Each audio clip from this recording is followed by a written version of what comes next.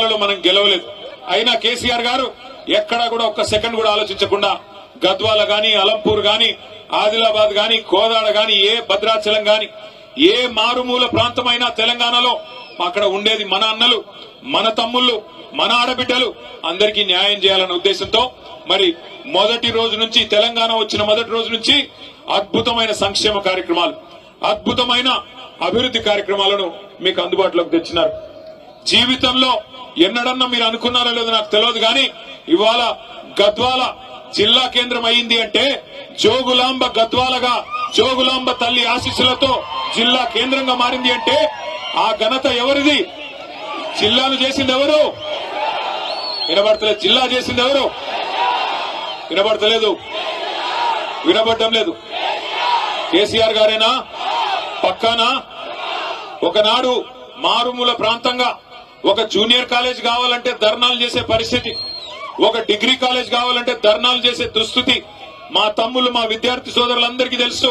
మారుమూల ప్రాంతంగా, విసిరేసినట్టుండే ప్రాంతంగా దిక్కులేక రాయచూరు పోయి చదువుకునే పరిస్థితి. కానీ ఈ రోజు గద్వాలను జిల్లా కేంద్రం చేయడమే కాకుండా ఇక్కడ బ్రహ్మాండమైన మెడికల్ కాలేజీ, నర్సింగ్ కాలేజీ ఇచ్చింది ఎవరు? ఎవరు? వినబడతంలే. కేసీఆర్ గారేనా? పక్కానా? మెడికల్ కాలేజ్ వచ్చింది. ఇక్కడికి వచ్చేటప్పుడు చూసుకుంటా వచ్చిన మా దర్గా కాడ మెడికల్ కాలేజు, బ్రహ్మాండమైన హాస్పిటల్, నర్సింగ్ కళాశాల అద్భుతంగా నడుస్తా ఉన్నది. ఆ పక్కనే గద్వాలలో ఆ దర్గా దగ్గరనే మెడికల్ కాలేజ్ యువతల 1275 డబల్ బెడ్రూమ్ ఇల్లు ఇచ్చింది ఎవరు? ఎవరు? పూర్తయినాయా? దానికి మొన్ననే రంగులు మార్చినారంట కదా, చూసినారా మీరు? రంగులు మార్చి రిబ్బన్ కట్ చేసిపోయినారంట మొన్ననే.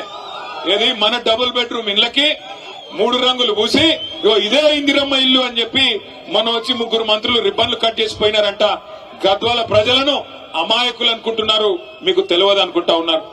జిల్లా చేయడం మాత్రమే కాదు, మీకు మెడికల్ కాలేజు, నర్సింగ్ కాలేజ్ చేయడం మాత్రమే కాదు, ఇదే గద్వాల తాలూకాలో సాగునీరు సమృద్ధిగా అందాలని చెప్పి ఇటు మొత్తం జిల్లాలో అటు గట్టు ఇటు తుమ్మిళ్ళ 2 లిఫ్ట్ ఇరిగేషన్ ప్రాజెక్టులకి శంకుస్థాపన చేసింది ఎవరు?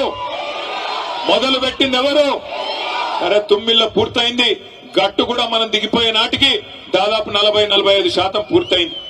40-45% పూర్తయిన గట్టు ఎత్తిపోతల పథకాన్ని ఇవాళ పండబెట్టి మరి నీళ్లు ఇవ్వకుండా ఎండబెడుతున్నది ఎవరు? ఎవరు?